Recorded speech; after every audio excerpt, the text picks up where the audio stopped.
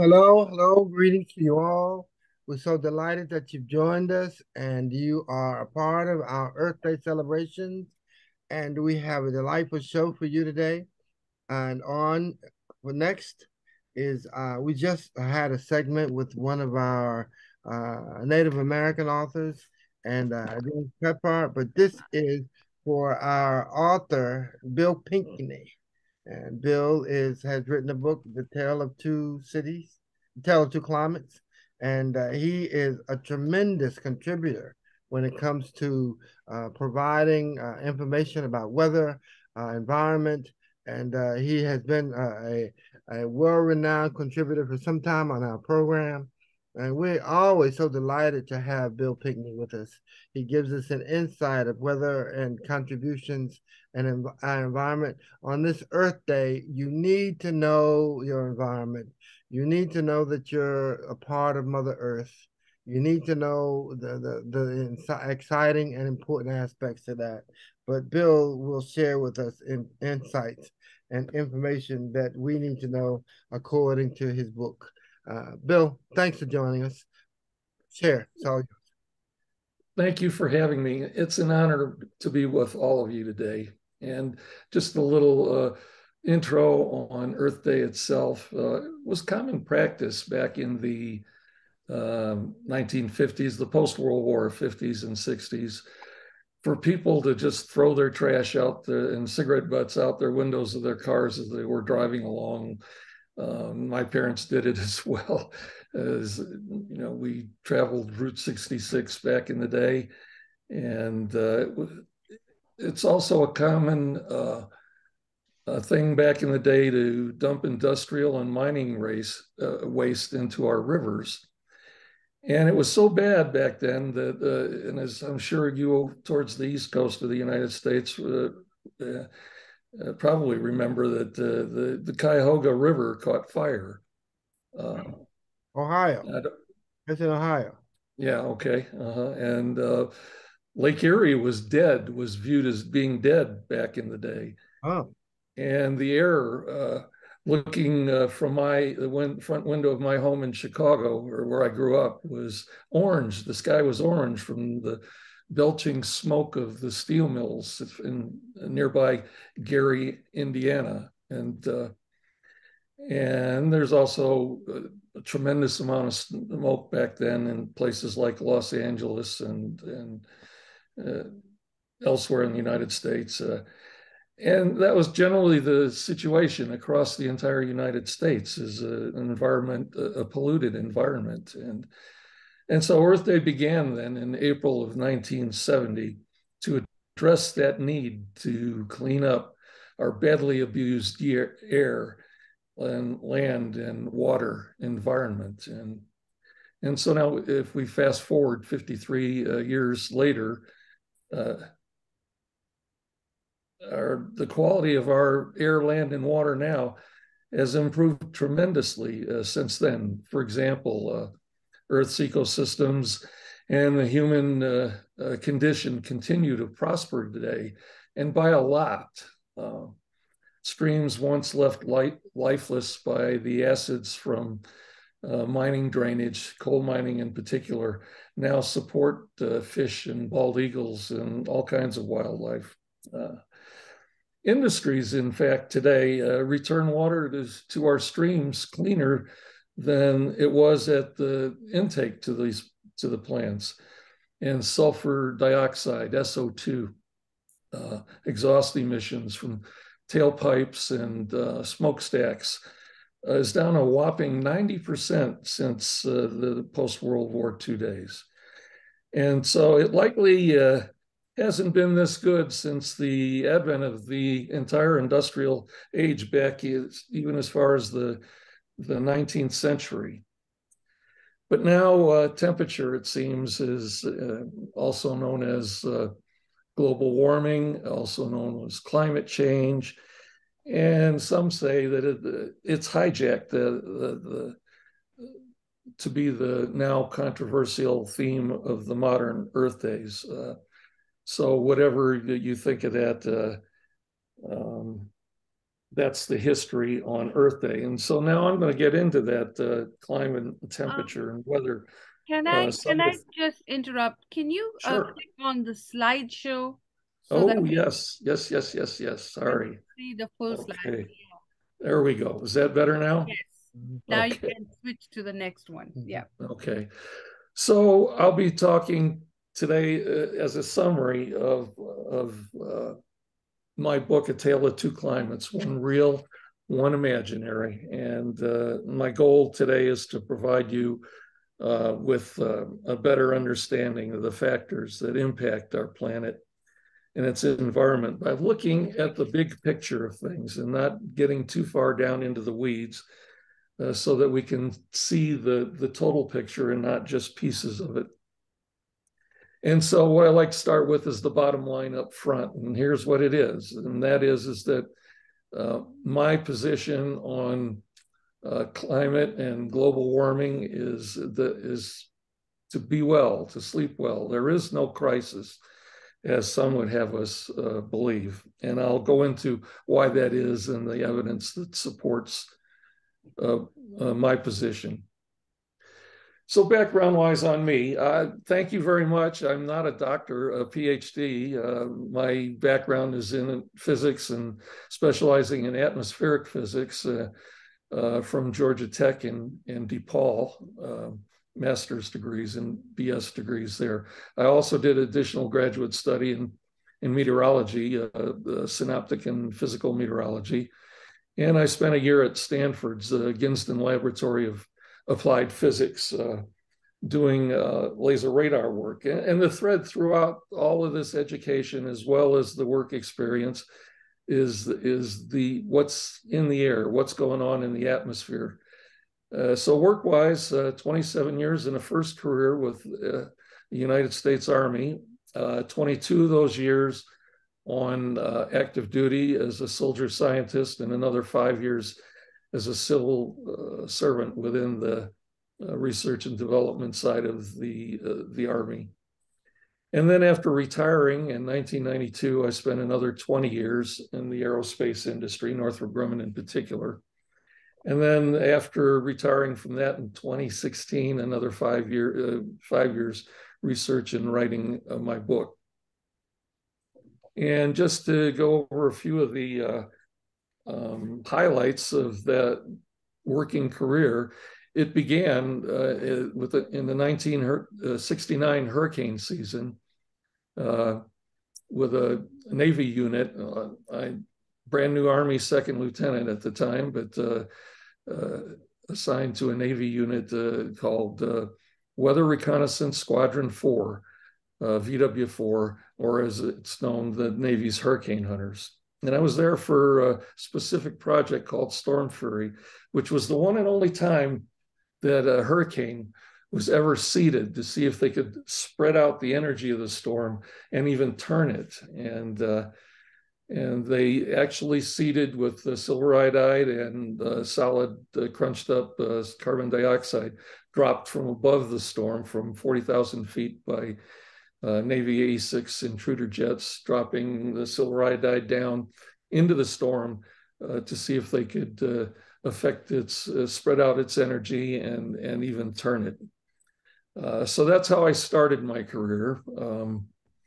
And then for those other military that are on with us today, the Army then, I was scheduled in 1970 then to go to EOD school, explosive ordnance school, and then jump school, and then on to assignment with the 101st Airborne Division in Vietnam.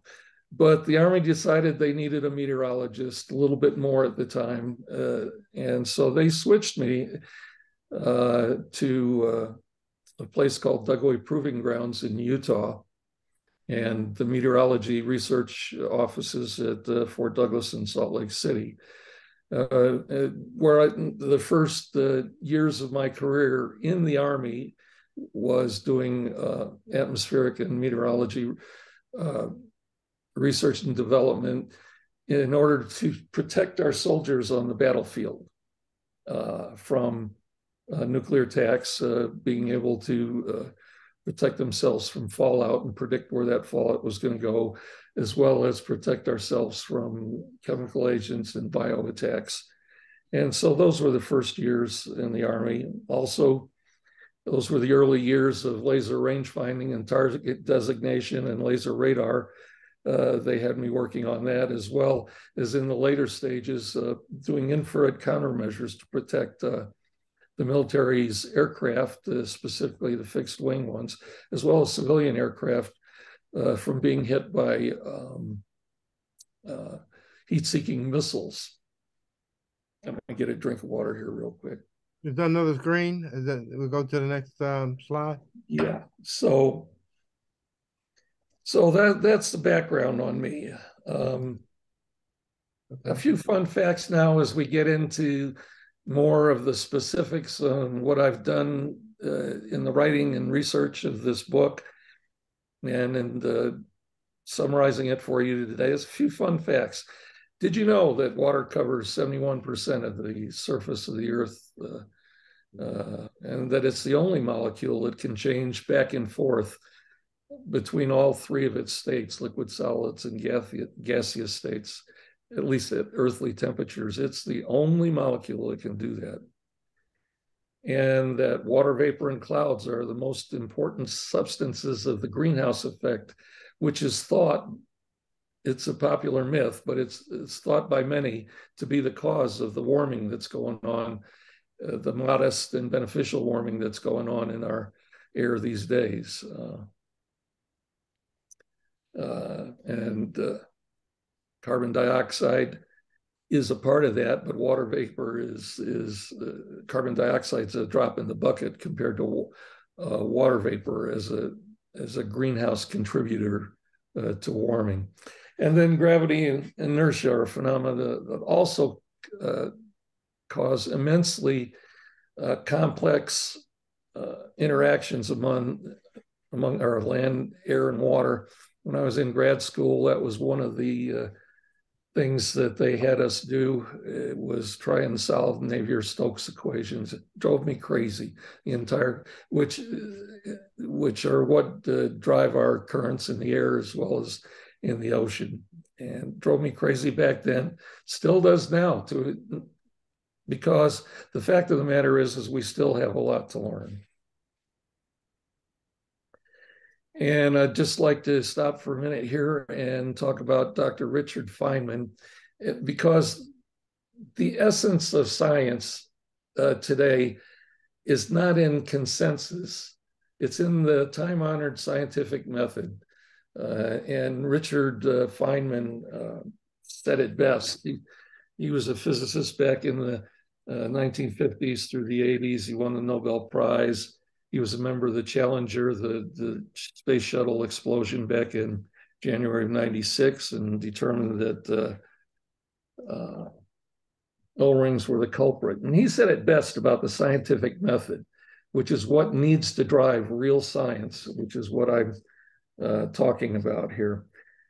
He said, quote, "It doesn't matter how beautiful your theory, or in this case, hypothesis is. It doesn't matter how smart you are or what your name is. If it's your hypothesis doesn't agree with experiment, if it doesn't agree with observations, measurements, evidence, whatever you want to call it, the simple fact is it's wrong, and that's all there is to it." He also said a few other things that I'd like to just rattle off real quick that are things that we should remember every day. He also said, regardless of how many experts believe a theory or how many organizations concur, and here he's talking about consensus, if it doesn't agree with observation, it's wrong. That's all there is to it. Again, about the scientific method. And he said, I would rather have questions that can't be answered than answers that can't be questioned. And then regarding the Challenger explosions, he said, for a successful technology, reality must take precedence over public relations, for nature cannot be fooled. And then by honest, when he talked about honesty in our work as scientists, he says it doesn't mean that you only tell what's true, but you make it clear the entire situation. You make it clear that all the information that's required for somebody else who is intelligent to make up their mind knows what you're talking about. And then lastly, he also said, to every man is given the key to the gates of heaven. The same key opens the gates of hell. And so it is with science. I'm not sure what to make of that, but I just thought I'd share that with you. Truth in science. Let me talk about this for just a second here. This is a plot of from when satellite, or for when we started really thinking about computer models of the atmosphere back in 1978, 79. And it was also the time when weather satellites came on board. And so what you're seeing here on this plot on the y-axis on the left is degrees centigrade, change in temperature in degrees centigrade. And the red line is what computer models back in the day and up to now were saying. And that is that the climate is warming, and some interpret that to mean catastrophic. And too many of them, it's just the fear factor associated with fear mongering that is the source of money, power, and control. The reality of it, though, is the actual evidence shown on the bottom part there. The blue dotted lines are sea surface temperature measurements, and the green squares are actual radiosonde measurements, balloons sent up into the air. And you see the two don't match. The computer models and the reality of our measurements don't match, and that's still true today, and it's getting worse. The computer models are what everybody seems to pay attention to, but they forget that we don't understand everything. And part of the reason for the discrepancy between the red lines and the blue and green are that we just don't understand enough yet about cloud physics in particular is one reason for the discrepancy here. Anyhow, so models versus empirical evidence. This is another thing just that Richard Feynman would have said. That red line, if it doesn't match the evidence, the blue and the green, then it's wrong. That's all there is to it. A couple more great quotes, and then I'm going to get into some evidence and what I think is really going on in our atmosphere. Booker T. Washington: a lie doesn't become truth, wrong doesn't become right, and evil doesn't become good just because it's acceptable by majority. Again, he's talking about consensus versus science reality and the scientific method. One of my heroes, Dr. Roy Spencer, a meteorologist, he was one of the two guys that started up doing satellite temperature measurements where we're able to see the whole world, not just a small piece of it, and the temperatures that are going on across the world from top to bottom, left to right. And that's one of the things that I try to focus on with the book here. He said, I would rather teachers spend more time teaching students how to think and less time teaching them what to think. And I think that's a very important thing today, especially with all the fear mongering and how we're scaring kids with myths rather than real science. And then again by him on fossil fuels, which I'll talk about a little bit later. It will be much worse for humanity if we abandon fossil fuels. Now, he doesn't, and I don't. I'm all for all forms of fuel to energize our lives, but they need to be affordable and practical and abundant, and not all of them are right now. And that's why we need to keep fossil fuels around. What's our climate future look like? Well, the typical categories things we talk about with regard to climate are temperature and extreme events, as you can see, tornadoes, hurricanes, wildfires, and so on. Pollution, as I mentioned earlier, which is not nearly the problem is today than it was back in the 50s and 60s. And energy, what forms of energy are we going to use in the future? And the two main schools of thought, as I've alluded to already, is that a climate catastrophe is upon us, and I refer to that as climate alarmism. And then the other side of the story, that there is no climate crisis, which is typically referred to as denial or deniers or skeptics, and so that's where we are today. What's influencing us with respect to climate? Well, unfortunately, I think a lot of it has to do with money, power, and control. And it's easy to get that by just bad news sells, fear-mongering sells, whether it's in politics, the media, the internet, and whatever. And then fickleness too. And this is me in a nutshell. Ain't it true? Man's a fool. When it's hot, he wants it cool. When it's cool, he wants it hot.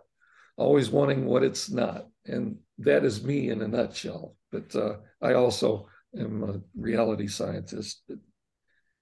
But what you don't know about me is that I love it when winter's over, and I love it when summer's over, and I love it all during both of them as well. So the big picture I alluded to early on is that we can't stovepipe. We've got to be careful and look at the big picture. There's lots we don't understand, but what we do, we got to get by looking at the big picture, which is the solar system, and look at the whole thing, not just isolated pieces of it. And so what I believe the climate control knobs are is the sun, water, gravity, and inertia. And I'll talk more about inertia in a minute, or planetary motion. But it's not about our humans and our SUVs and the gas of life, carbon dioxide that comes out of the tailpipes and smokestacks, along with a very low amount of pollution as well. And as I said before, we don't understand it all yet.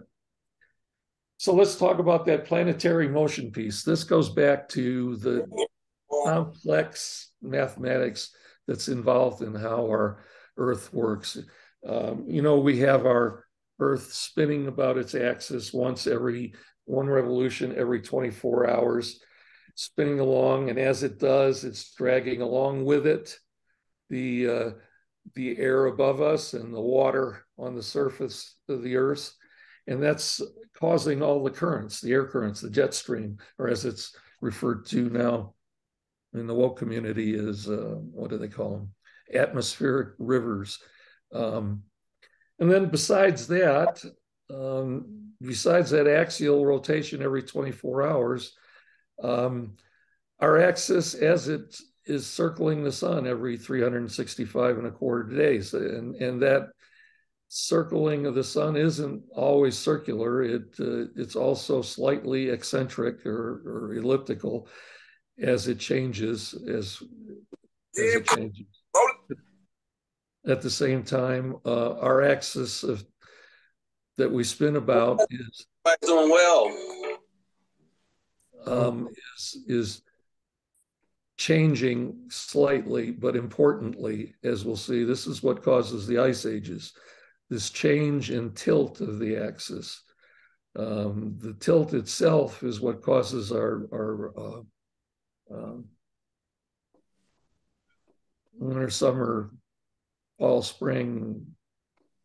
And then we also have axial precession. Besides the tilt changing and the Earth spinning, it's also wobbling like a top, or axial precession. It's doing all these things in different periods, different cycles at the same time, and it's very complex.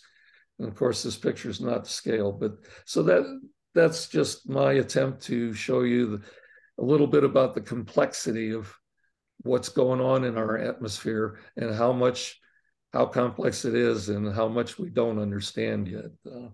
Couple important definitions now that get confused way too often, and that's weather and climate. Weather, of course, is the temperature, the humidity, the wind speed, and the wind direction and all that. But it's at a specific locality, be it our backyards and a specific time, or the United States or the Midwest or the Southeast or whatever. So it's what we feel and react to each day in our own backyards. Climate, on the other hand, is the trend in weather over a long period of time and a long footprint. And the other thing that we may get into, depending on how much time we have, is net zero emissions. You hear a lot about that. And let me define that for you. It's as shown here. It's that balance between greenhouse gas emissions and what we're taking out of the atmosphere. And it specifically pertains to trying to get, which is a popular talking point these days, is to get carbon dioxide, which is a greenhouse gas. But as you'll see in a minute, it's not causing, it's a drop in the bucket and causing any warming that's going on. But you don't see that nearly as much as needs to be in the news. And so there's a lot of talk trying to get rid of carbon dioxide because of its greenhouse gas emissions, which are thought to be causing our climate catastrophe. So let's look at weather a little bit. Here's a plot of weather, or the temperature in the lower 49 states in degrees Fahrenheit, shown here on the y-axis, going from 1979-ish, when satellite temperatures began to be available, all the way through March of 2023. And so what you see is this zigzag pattern in our weather, up and down, quite natural, quite normal. But that's what weather's all about, is these individual pieces. Sometimes it's hot, sometimes it's cold. Now, climate, on the other hand, is that trend, long period trend.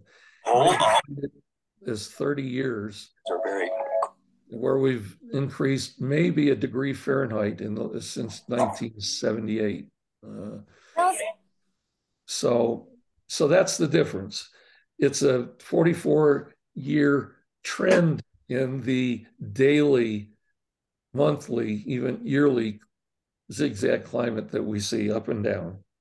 And yes, it is increasing a little bit, but not because of carbon dioxide, as you'll see as I move on. So this is reality. This is physical evidence, measured evidence.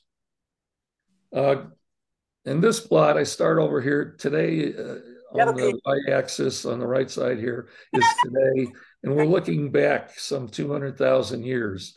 And what you see is these glacial periods, the ice ages. They last about 100,000 years, roughly. And this is the one previous to it. And then there's more and more that go back earlier and earlier in time, which I didn't bother to show you today. And then there's these interglacial warm periods, which they last anywhere from 10 to 15,000 years. And that's where we are today, in the latter stages of an interglacial warm period.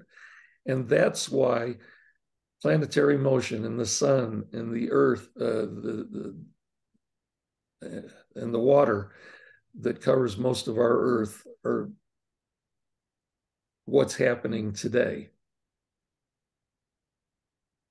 Carbon dioxide, yes, you hear about it a lot in the news today. Yes, it is increasing, but it's as it should be, because it is the gas of life. Without it, we all die. Same is true, of course, with water vapor. And so this is the zigzag pattern in the growth of carbon dioxide. To some, it looks alarming. To me, it's natural, and it's what we need to be doing, is increasing, because if it gets too low, we all die. So that's carbon dioxide history from when it started being measured formally back in the late 1950s through this month. And now I'm just going to show you a quick snapshot, a close-up of this part, this most recent part. And so what you're seeing here is that the effects of the annual effects of carbon dioxide, the trend is growing, but it's up and down as well. And in the winter, we see the carbon dioxide levels are lower in the winter and higher in the summer, lower in the winter, higher in the summer, and so on. And that's because of photosynthesis. In the summer, the CO2, the plants are using CO2 to generate food we eat and oxygen that's a part of the air that we breathe. And that big dog in the greenhouse effect is not carbon dioxide. It's 97, whether it's 95 or 97, I'm not sure which I believe, but of the greenhouse effect that supposedly causes our warming, which is due to water vapor. And natural contributions are the other 3%, humans and our tailpipe emissions of CO2, which is not a problem. It's not a pollutant. It's a gas of life, and other natural contributions like oceans and volcanoes. And again, carbon dioxide in particular, and all the other greenhouse gases, including methane, are a drop in the bucket compared to water vapor. This is the other way to look at carbon dioxide. I showed you in a previous graph that it's changing, that it's rising. Well, CO2 is saturated in the air. It's almost saturated. We're at 421 or so, 418, 420 this year in the United States.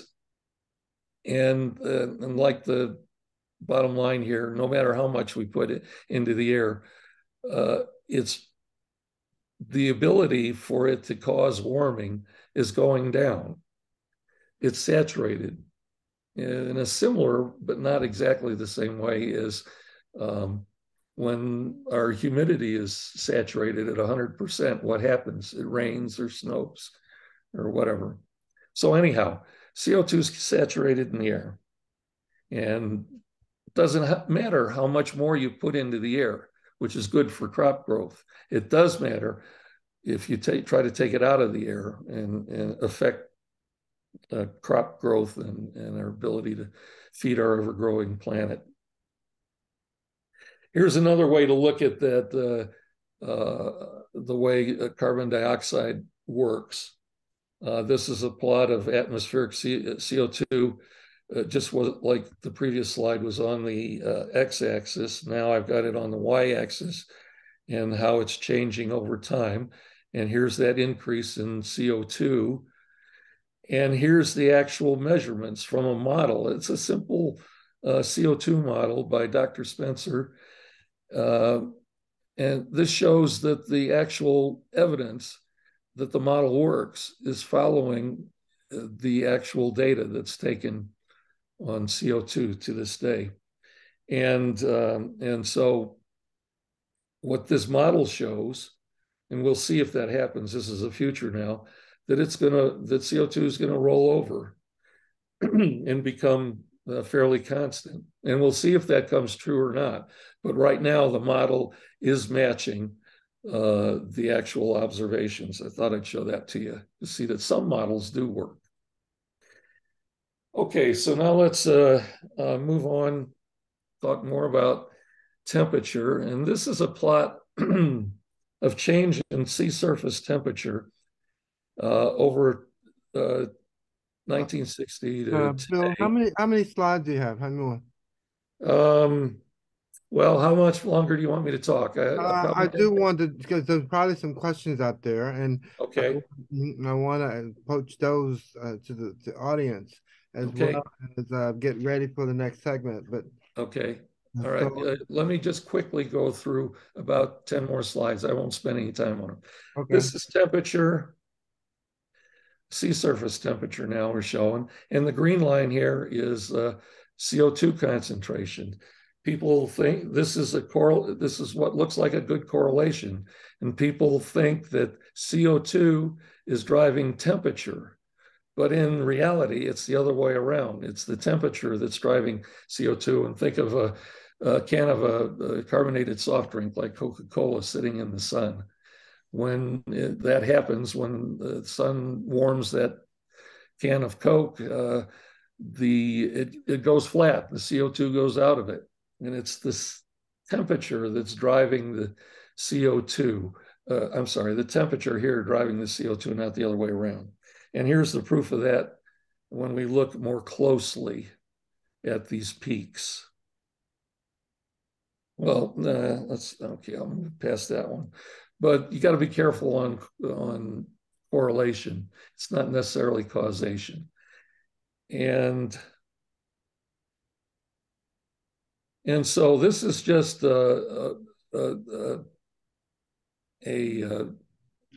close-up of showing that temperatures lead carbon dioxide changes in temperatures. When the temperature goes up, later the carbon dioxide goes up. The temperature drives the carbon dioxide, and it's true in every case at different, and it's generally anywhere between 11 and 13 or 14 months that the temperature leads CO2 changes in the air in general. What's in that air that we believe? These are the clean gases shown here. CO2 is a small, small fraction of the other big gases, nitrogen and oxygen, that are in the air that we breathe.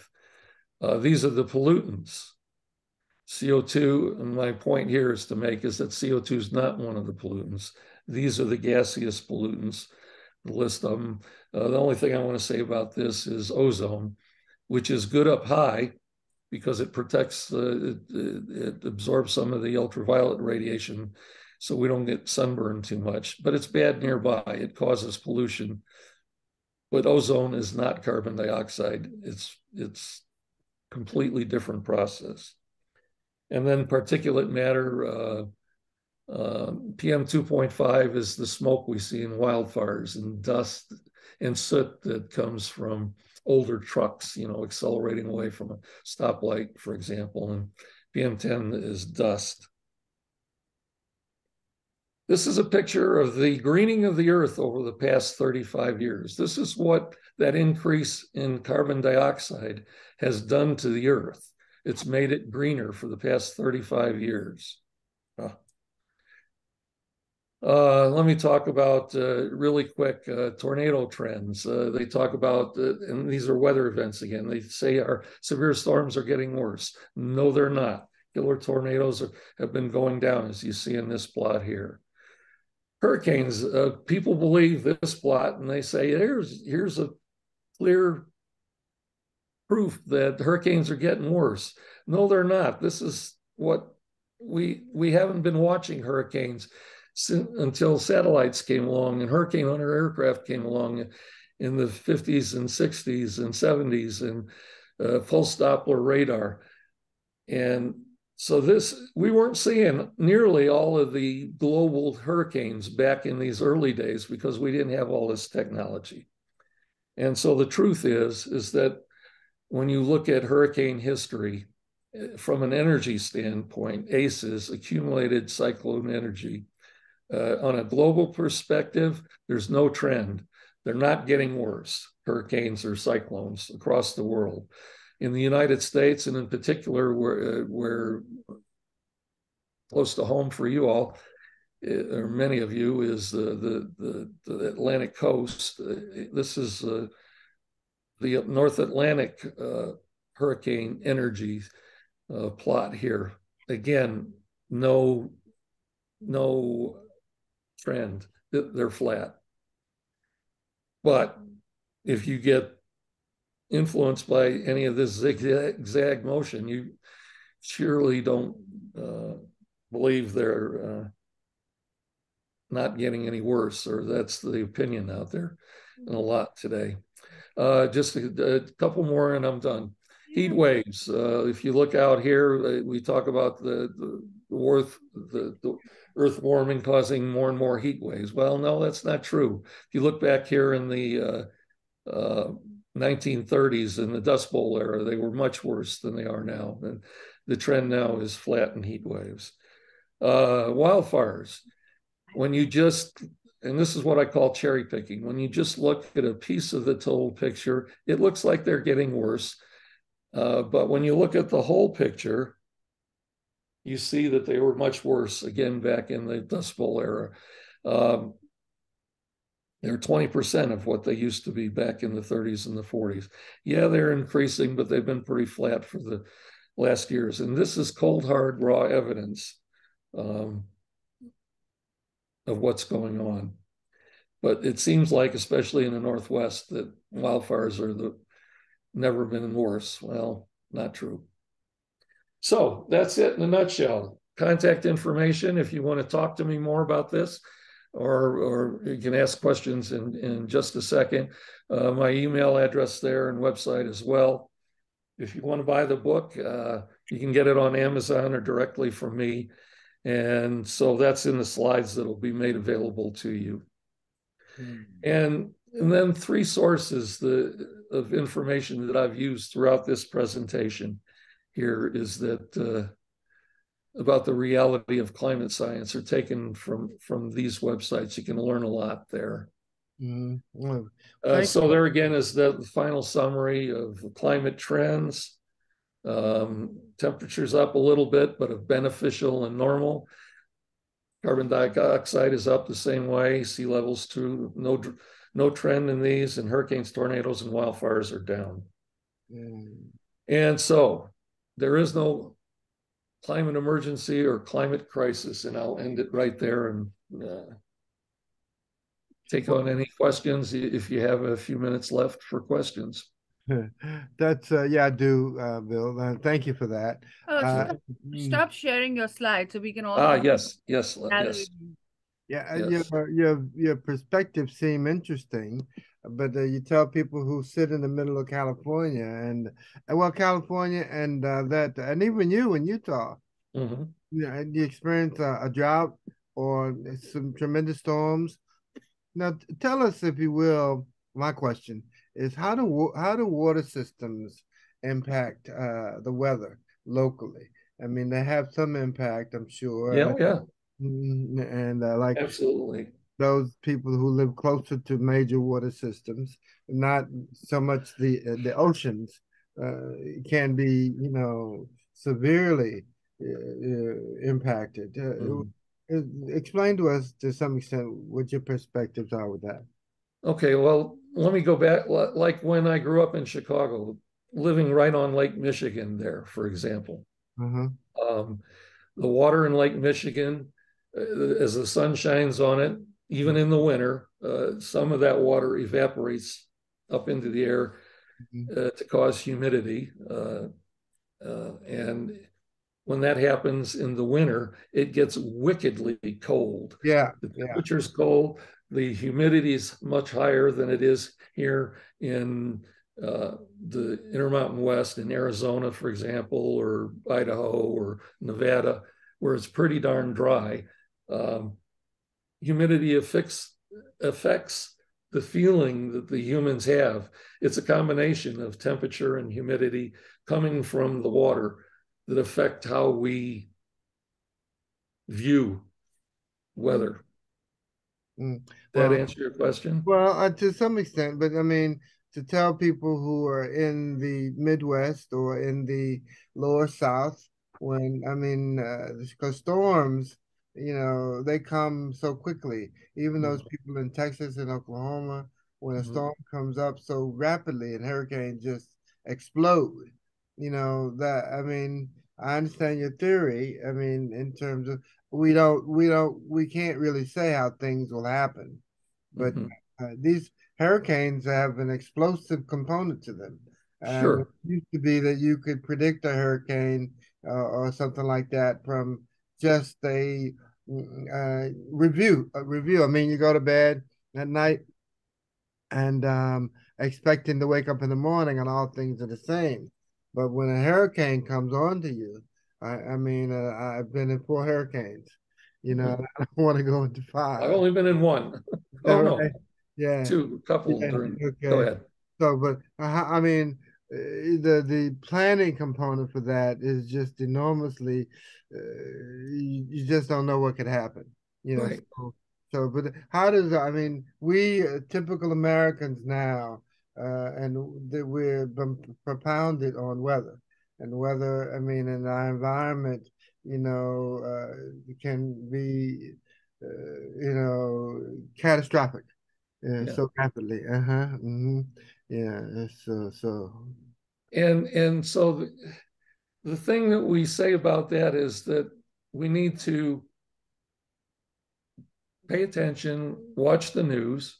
Uh-huh. We need to um, adapt to it because it changes. It's up and down from year to year.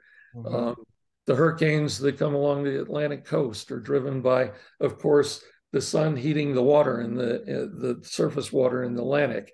But the other thing that contributes to um, hurricanes along the Atlantic coast is La Nina and El Nino.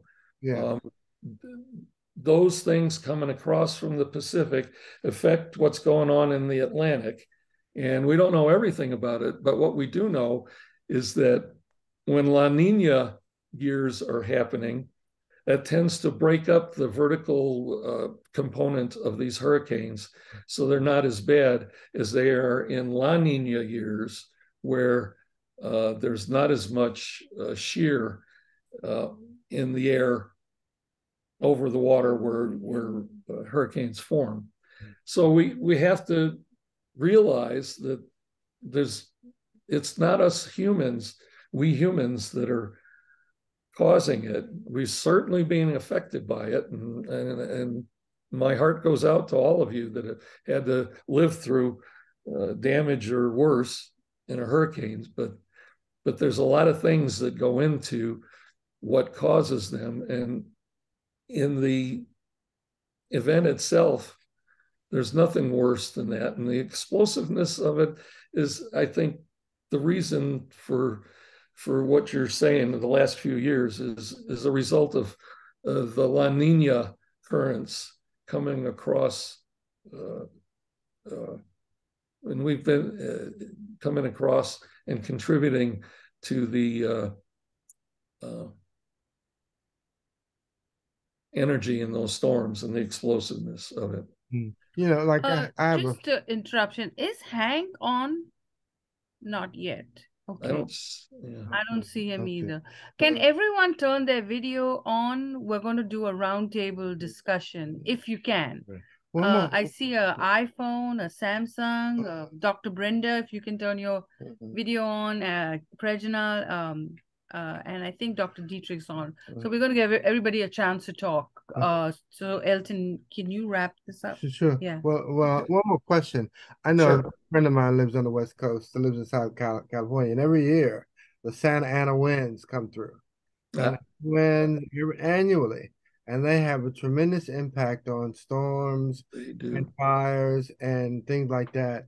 And it's gotten to the point where people in certain regions of that area, they have to really adjust everything they do. They just adjust everything. So there are annual weather conditions, and like even in California where the rains come and it's just torrential, but then they're over. But there are annual weather conditions, and I think it's extreme when you look at not annual conditions and things happen that I think that's what people are propounded by.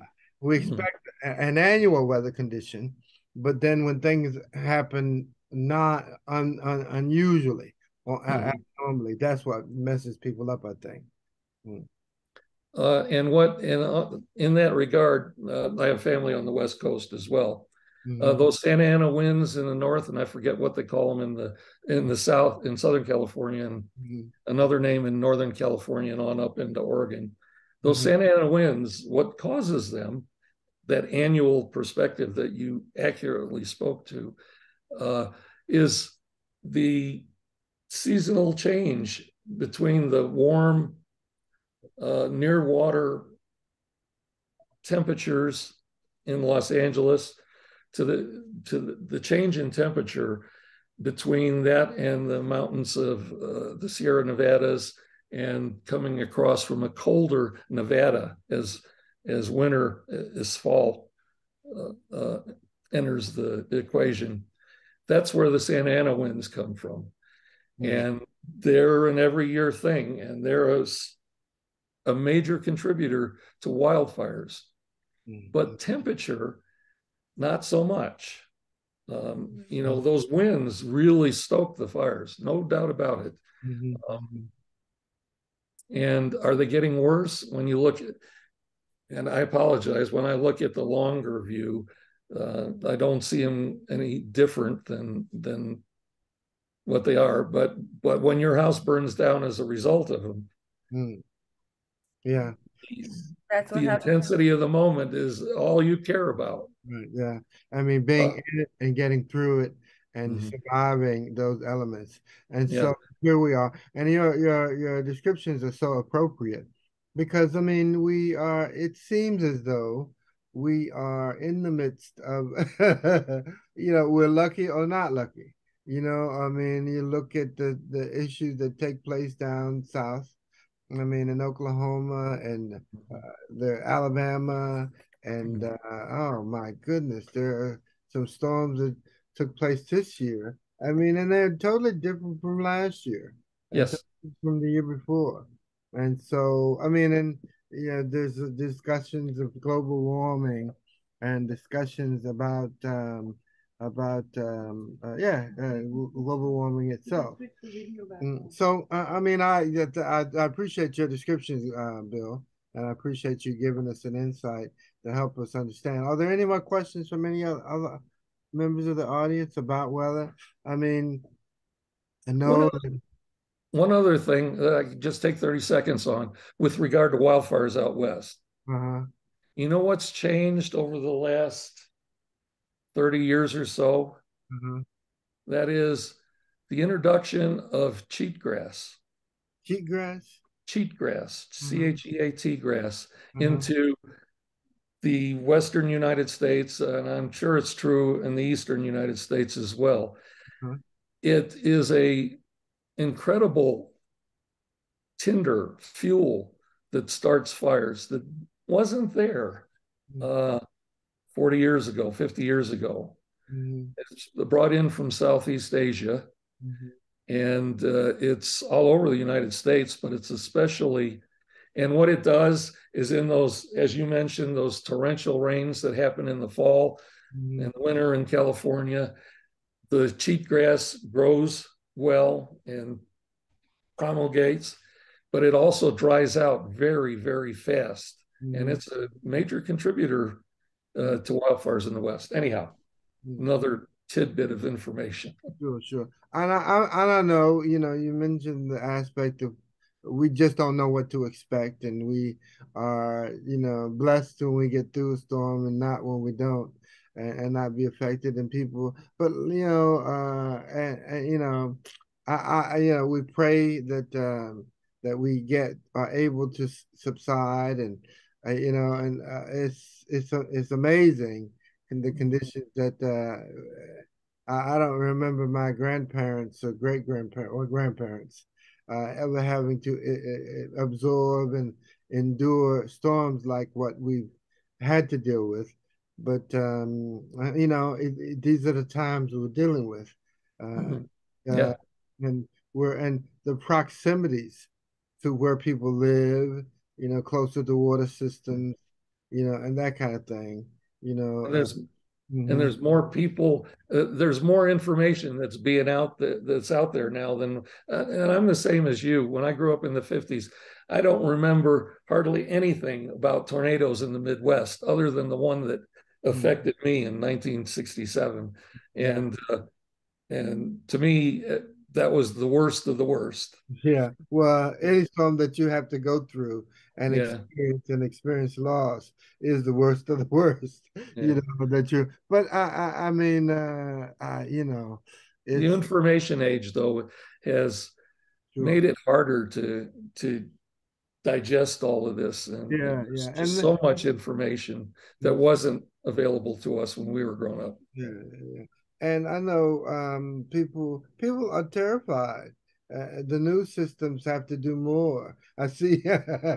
I watch the reporters standing in the middle of a storm or you're walking through a flooded area, you know, and they are trying to report the worst of the conditions. Yeah. Say to myself, "Oh my goodness." Yeah, that reminds me, Uh-huh, hurricane last year in your side of the country.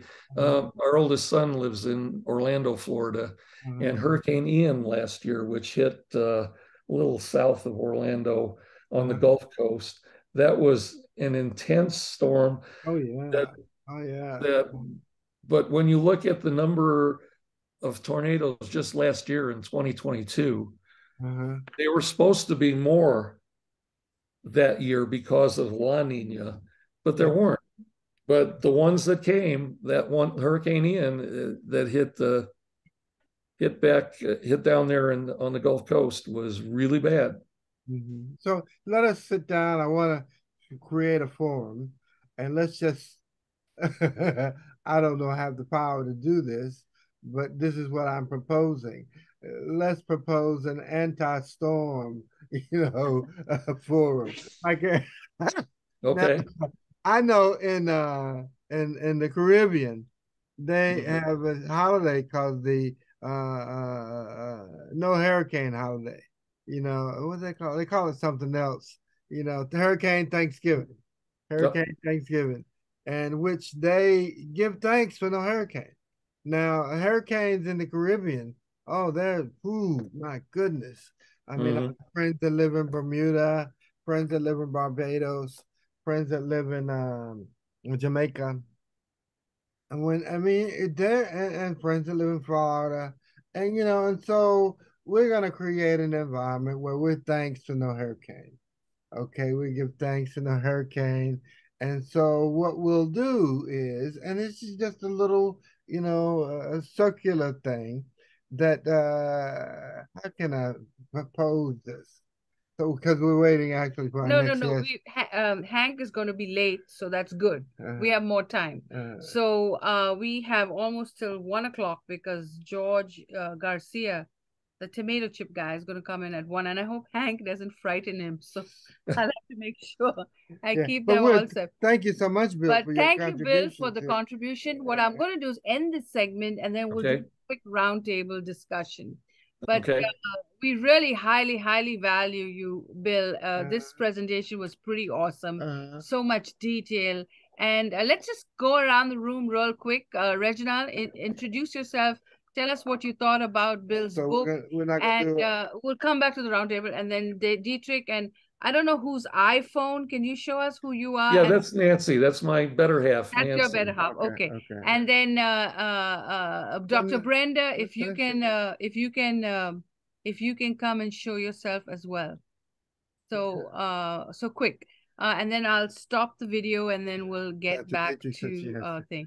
So Dr. Dietrich, go first because you have to leave. All right. Yes. Hi. Thank you.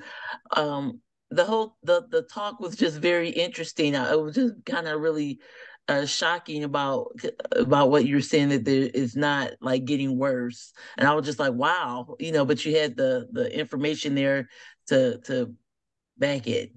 So the last two slides, like where you're saying, no, it's not an increase in the tornado. I was like, wow, okay. Because I guess what you're saying is more detection, or people were just being more alert to it, and it's on the news and whatnot. Because I totally thought it was like more. Yeah, yeah. And that, yeah, that's the news. If you lived in Mississippi not too long ago, and if you lived in Tennessee around Christmas last year, they had rather large tornadoes hit them that were not normal. Mm-hmm, mm-hmm. And back then in that part of the country, it was the worst of the worst. I mean, and who's So that?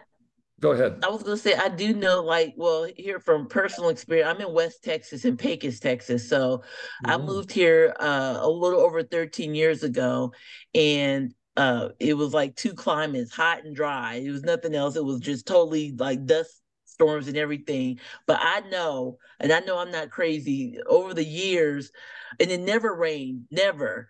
Now it's more raining. It's more raining. I mean, it really is. So I don't know if I'm just caught in that loop, or that time crunch or whatever, but I know that there's definitely more precipitation than it was when I first moved here. I know it. And that's true here in Utah as well. We had the snow's still not melted here. We had a huge amount of moisture this winter. Let me just make one point. And that is that I lost it. Well, go ahead. I'll come back to it if I think of it. Okay. Yeah, that was it. I know what it was. The bottom line, the point I would like to make is that